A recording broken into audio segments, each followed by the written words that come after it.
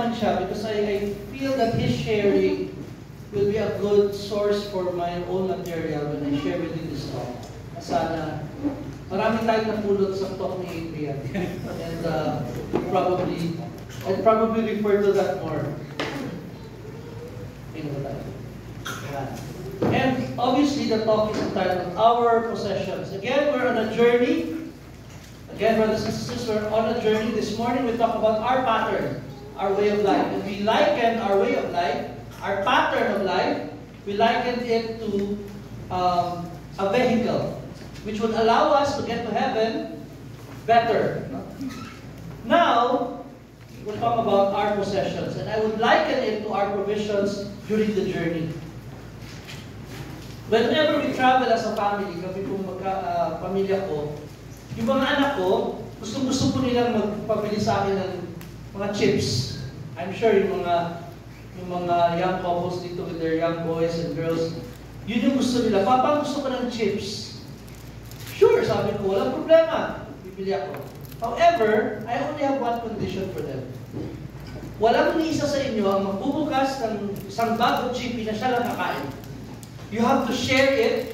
Every time you open a bag of chippy or whatever chips, you have to share it. That's my only rule. Madalas, nasusunod, every now and then, nababiolate. But the point is, that's the rule. What's my point? I believe the Lord also will provide for our needs in this journey. Nalinig natin sa kwento ni Adrian yun. The Lord provides. Everybody say, the Lord provides. The Lord provides. Jehovah Jireh. That's how He is called. Jehovah Jireh. The Lord provides. Kay Abraham yun. Nagpakilala siya as Jehovah Jireh. I am the Lord who provides. But brothers and sisters, may caveat.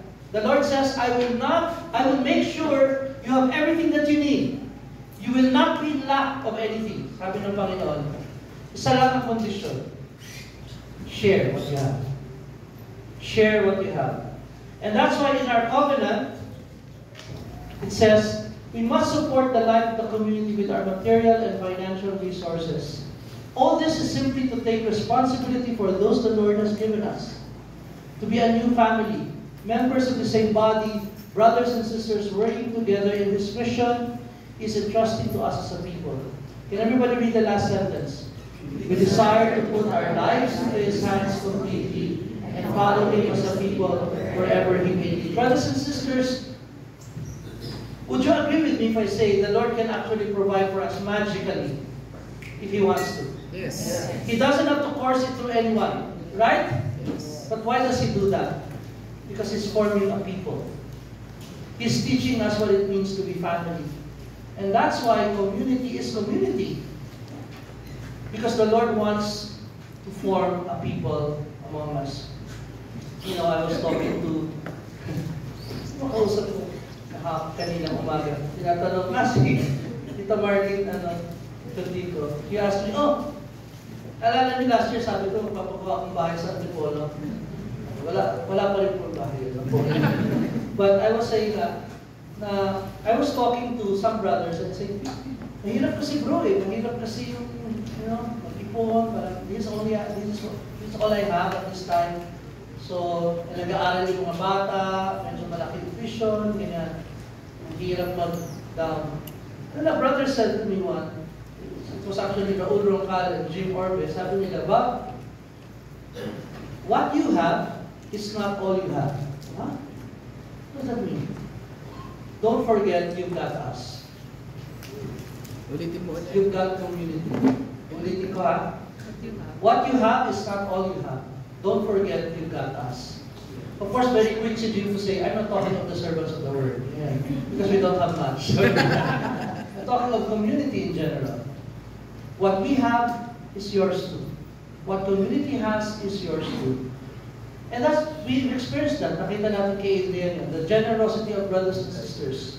In fact, my PL, is Van Rivas, said to me, madalas kong sabihin ito. Sabi niya, whatever I have, pinapadaan lang sa kamay ko ng Diyos. It's never mine to begin with. Adrian was sharing about, pinatabi niyang todo, sabi niya, that's not mine anymore. Let me just add to that and say, even what you have isn't yours. Even yung hindi mo tinabi, sa'yo pa, hindi pa rin sa'yo yun. Pinapadaan lang ng Panginoon. And that's why the Lord is telling us, since it's mine anyway, everybody read. Command them to do good, to be rich in good deeds, and to be generous and willing to share. Because it's not yours anyway. Now, I share this with you, brothers and sisters, with a lot of humility, because I know, I look around the room and I see a lot of very generous brothers and sisters here. And I'm sharing this, and I might be preaching to the choir, but what I'm saying, brothers and sisters, is that is who we are. That is the call that God has given each one of us, rich or poor in Ligaya, we are called to give. Because that is our way of life. Because what we have is not ours. Ito yung sinasabi ni Adrian kanina. What are our possessions? Time, talent, treasure. To the PLs, sino po yung PLs in the room? Your greatest gift is your time. In fact, yung mga coordinators, sinasabi natin, di ba, pag naging coordinator, bro, happy burden. It's a burden, but it's happy. Why? Because it means it will require a lot of your time. I was talking to a brother, a coordinator brother in the South sector. For a while, ang kanyang members, puro mga now. At sabi niya nga na, bro, this year alone, nakatatlong wake na ako. Nakatatlong wake na ako. And next year, mukhang marami pa akong hospital na bibisitahin because marami kong may sakit sa kanyang mga members. Can you just imagine, ang hirap na maging coordinator. Lahat ng wake, lahat ng binyag, lahat ng birthday, kailangan mo puntahan. So, Kuya Joseph, no wonder nagkaroon ka ng problema sa tuhod, sa kakapunta sa mga lugar na yan. But that's the point, our time. You know, when my father died in 2014, I was so surprised with what my PL did. My PL at the time was Teo Sandito. My dad died in Davao. The wake was in Davao. Teo went to Davao to be with me. Akala ko naman to visit the wake only. But he stayed with me for a week in Davao, together with Abby. Every night he was at the wake. And all he asked was, Bob, what can we do to help? 1 week! Iniwan niya yung trabaho niya dito. Nag-beach siya beach. just wanted to be there with me. And I said, wow, that is his resource. And yet, he decided to be with me. Talent. Our talent is not ours. Amen? You might be talented in finance, you might be talented in organizing, you might be talented in administration, you might be talented in speaking, whatever. It's not yours. Just a few days ago, I had a conversation with somebody who said na ayaw daw nila yung binabago yung kanta pag nag-worship tayo. Diba may mga times na pinagpapalit yung verses, yung mauna yung last verse bago yung chorus. Ganun. So medyo ayaw nila ng ganun. Kasi daw, property yon ng composer. Binago mo yung kanta. There's some truth to that. But I was talking to John Keating once, and I asked him, John, how do you feel when we decompose your songs? Yan yung joke ko sa kanya. You know, we decompose your songs, no? And he said, try nyo po yung mga songs ni John Keating. May pattern po kasi yan. So, susundan namin sa kinakanta namin yung You Are My Delight to the tune of Living on a Jet Plane. Hindi na siya. That's just kidding sa kanya. But one time I asked him, I said, John, how do you feel when we jazz up your songs? And I was so surprised with what he said. He said, that's not my song. Those are your songs, John. You wrote them. Well, the moment I wrote them, it belongs to the Lord. It belongs to the body of Christ. That's not mine. You're free to do with it as you please. Because it's never mine. One time, nagsimba kami mga brothers sa isang church sa Manila. Ang kinakanta ng choir kasi was Couples for Christ. Ang kinakanta nila was, O send forth your light and your truth by John Keating. And John Keating was right there beside me during the Mass. Sabi ko, ano kayong feeling ni John? They're singing his song without them knowing that the one who wrote the song was there. But knowing John, I'm sure in his mind, that's not my song anymore. The moment I wrote it, it's God's. Grabe, yung feeling of wala siyang entitlement to the things that He's done. And lastly, treasure. Treasure, brothers and sisters, narinig na natin yung kanina. But can I just share with you very, very personally, something that happened to me 5 years ago. Our old Toyota Revo was struggling already. Naghihingalo na po yung Toyota Revo ko. And at that time, I was traveling in different places. Bibili po ko ng talks here and there. And one brother heard of it, na halos lagi po ako nasisiraan sa sasakyan. And so one time, he called me out during the sectoral assembly and said, "Bro, I believe the Lord wants to give you a new car." I said, "Bro, hindi ko alam kung saan ko kukunin yung pera." And he said to me, "Bob, let me handle that. I am the Lord's beggar." The Lord's beggar? Tihilan ko siya, okay na itsura na ganyan. But then he did something. He asked people to pool their resources so that they could come up with money to be able for me to have a down payment for a car. And binigyan ako ng pera at nakabili ako nung sasakyan ko ngayon, Toyota Innova.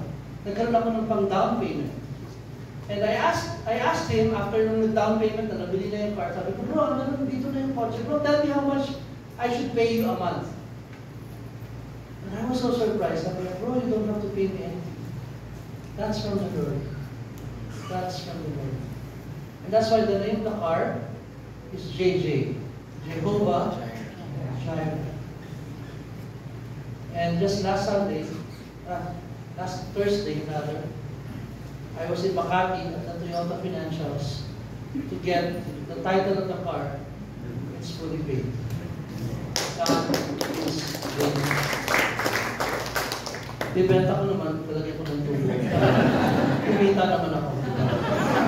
I'm just kidding, brothers and sisters. But that's community. That's community. What's the struggle in sharing our possessions? Marami po, but let me share with you 3 things. Number 1, lack of resources. Lack of resources. Sometimes when we look at what we have, we say, bibigay ko pa ba ito? Ito na lang yung meron ako eh.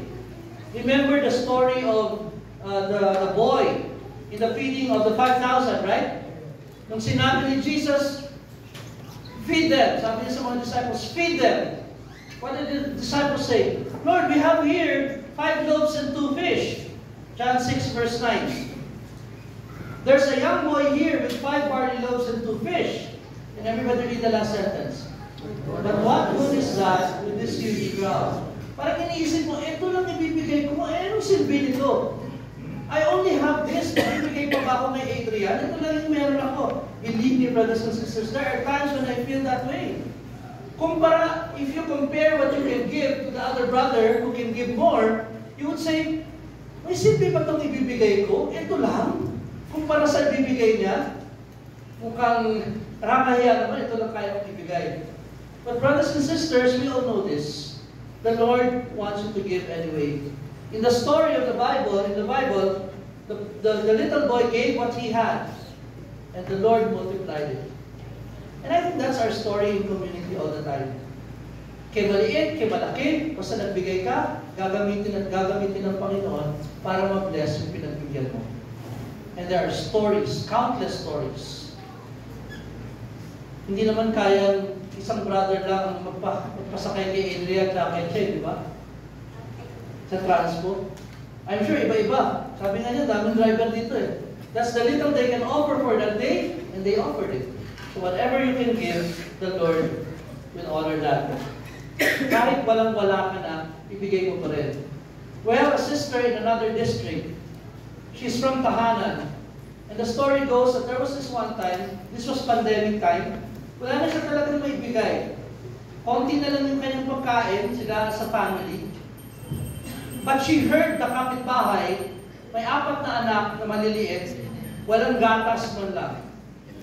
So the little money they had, sabi niya, Lord, ito na lang yung meron ako, ibibigay ko pa rin doon sa kapitbahay namin, taga-tahanan din, bibigay nila. And they gave. Even without living for themselves, anything for themselves. At na-bless po yung family na yun. Lack of resources should not be a reason not to give. Second, ito yung matindi, lack of concern. That was the sin of those in the story of the Good Samaritan in Luke 10:30-35. In Luke 10:30-35, the priest and the Levite, you all know the story, the priest and the Levite is the temple assistant. The priest and the Levite did not help the Samaritan. Di po ba? What was the reason? Can you remember? Personal reasons. No, It wasn't stated there. Yeah, but the Bible doesn't say. Scholars would say that the reason was because they were going to the temple to serve, and in their culture, if you touch a dead person, or who you think might be dead already, you can be unclean and you cannot do your service. Question: yung reason ba nila maganda? Yes. Good reason.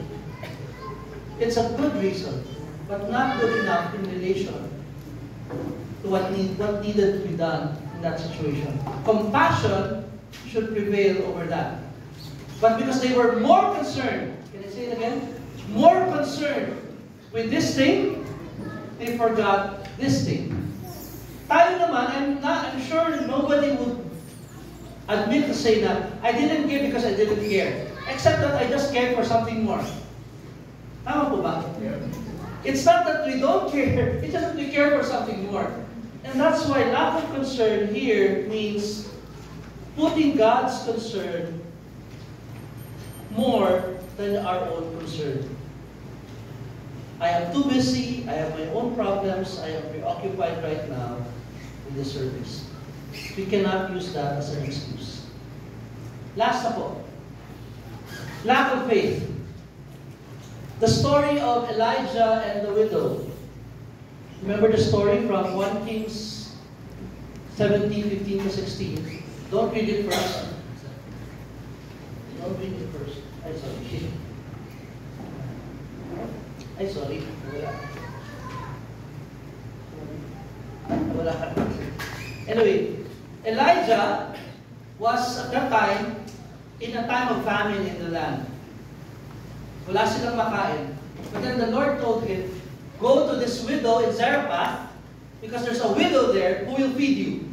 Now, imagine this. Di ba sa US ngayon, maraming pinapaalis na immigrants? Okay. Imagine this. You are going to migrate to a foreign land. At that time, wala pa pong passport, so you can migrate at any time. But you're going to migrate to a foreign land. But guess what? The foreign land where God wants you to migrate on was also in famine. If in your own land, wala kang makain, pupuntahin ka pa in another land, it was also in famine. It doesn't make sense, sabi nga ni Rick Warren. It doesn't make sense. It takes a lot of faith for Elijah to do that. To migrate to a foreign land, who's also in famine, and to ask from of all people, buti sana ask from the richest man in the town. No, from a widow, who was probably in the lowest part of the social strata of society.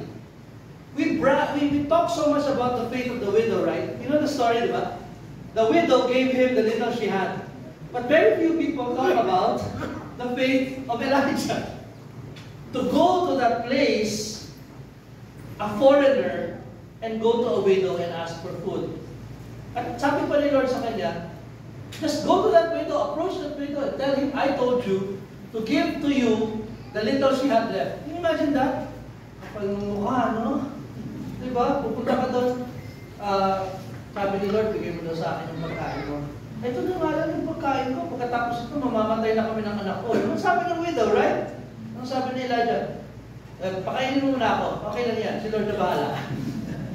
Doesn't make sense. It's weird. It takes a lot of faith to do that.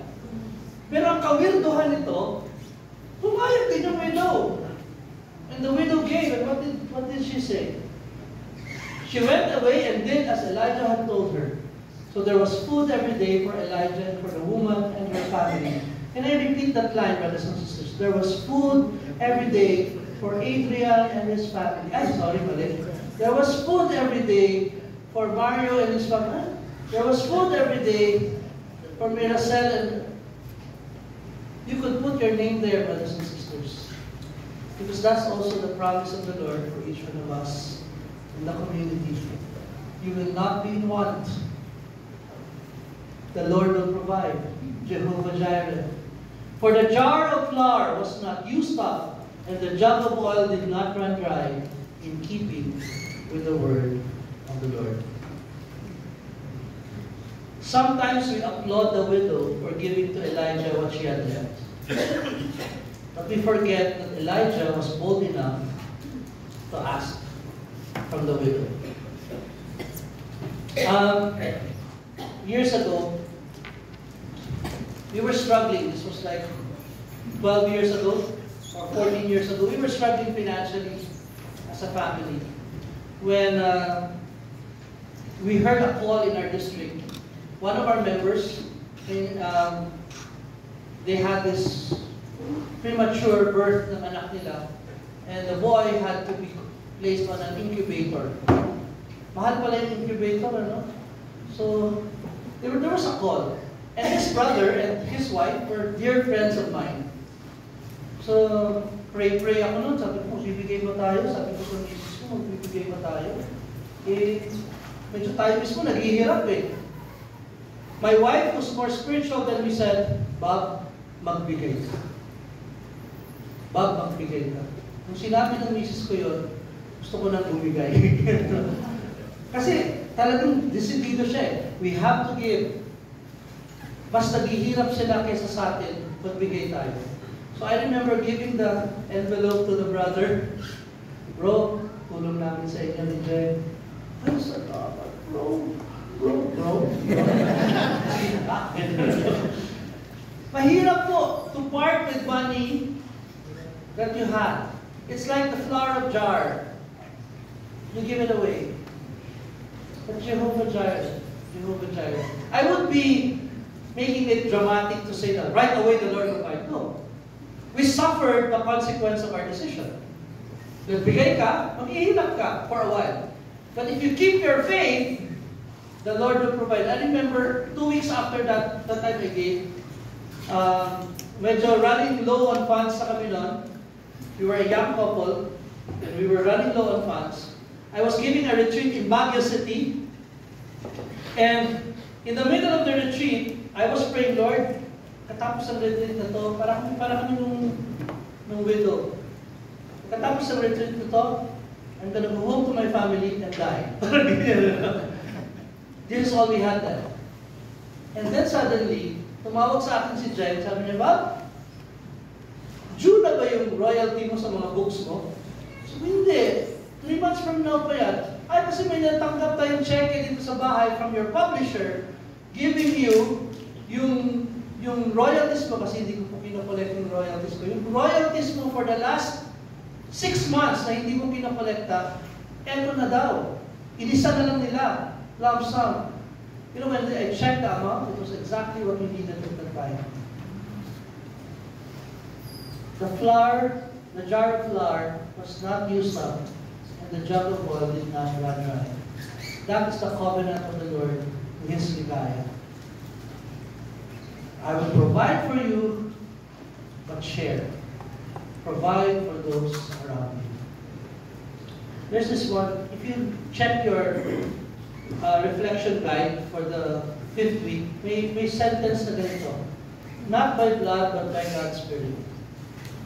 Ano ibig sabihin nito? Parang sinasabi po nila, yung relationship natin, we are not related by blood, but our relationship is deeper because it's connected by God's Spirit. Kapatid ko kayo hindi sa dugo, kundi sa Espiritu ng Diyos. In some years back, Jen was hospitalized because she didn't have, she had a problem with her gallbladder. Inoperahan po siya and she was, nag-agaw buhay po si Jen. And she needed blood. She was losing a lot of blood. And I remember, si Isvan Rivas was not yet our coordinator at that time. Isvan just dropped by in the hospital and donated blood to Jen. And Jen survived. Not only because of Isvan's blood, marami namang nag-donate na iba. But I would never forget what Isvan said to us. Sabi niya, Jen, alam mo si Isvan, ano yung palabiro eh. Jen, alam ko hindi tayo magkakapatid by blood. Pero because of what I did, blood-related na tayo. Because my blood runs through your veins now. Truly, you are my sister in the Lord. Have you heard that? True. Ilang dugo na ba ang na-donate ko sa mga kapatid? Kaya ko i-pinpoint, nag-donate ako sa'yo, by blood tayo related.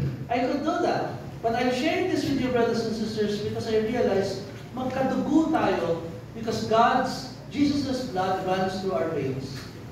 And that's why we will always be brothers and sisters in community. And whatever happens, what is yours is mine, and what is mine is yours. And we will never be in want. In Jesus' name, amen.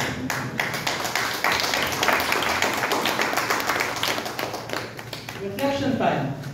Not by blood, but by God's Spirit. How have I personally experienced the reality of our relationships as brothers and sisters in the Anglican Panginoon? How am I doing in my commitment to tithe regularly in order to support the community's life and mission?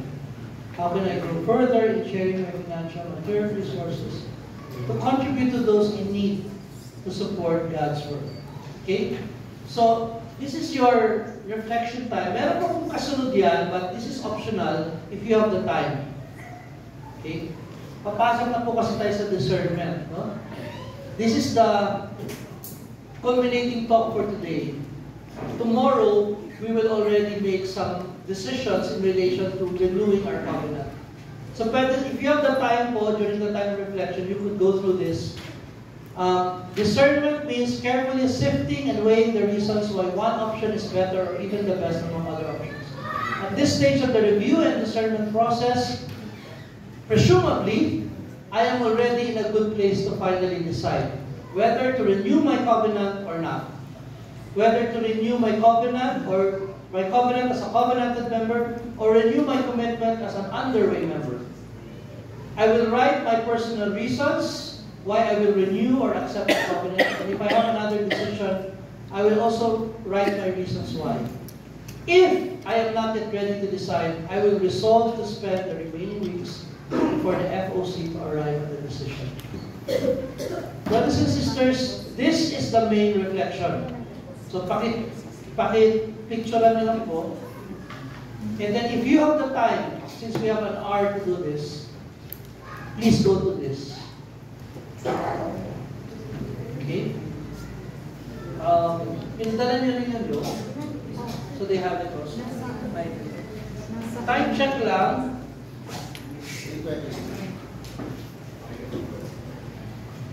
So, hindi mo na tayo mag-ano? Hindi mo na yan ba? Sure ka? we can have, kasi I think we had a late lunch. So let's have a reflection time, and preferably hanggang 4:20. 4:20 you start your 3:20 ngayon. So 3:20 to 4:20 reflection time, and then at 4:20 you can begin your men's and women's group sharing. What will you share? Simple lang po. What have you been hearing from the Lord so far in this retreat? Yun lang po. It will be from 4:20 to 5:30 in sharing time. By 5:30, you start preparing for Mass. Okay, and we will have Mass at 6 o'clock. It's in your, nandun naman sa model. Nag-shift lang tayo ng konti. Instead of 4 o'clock, we start ng group sharing over snacks. Wala nang over snacks. So 4:20, we begin with group sharing over snacks. Isa lang po ang rule dyan, don't talk when your mouth is full. Kasi eating time. And then you have 5:30 Mass. 5:30 prepare for Mass, 6 o'clock. Any question po? Are the instructions clear? Okay. Let's just enter into a time of prayer. Let's just pray for us as we enter into a time of connection. In the name of the Father, Son, and Holy Spirit. Amen. Lord, thank you for reminding us that you are our great provider and that you would want us to provide for one another. Lord, we are blessed. We are blessed because we are in community. Thank you, Lord, for the promise of provision. Lord, as we move into a time of reflection, speak to us and convict us even more of our need to be more generous and to be grateful for those who have been generous to us. Let us pray in Jesus' name. Amen.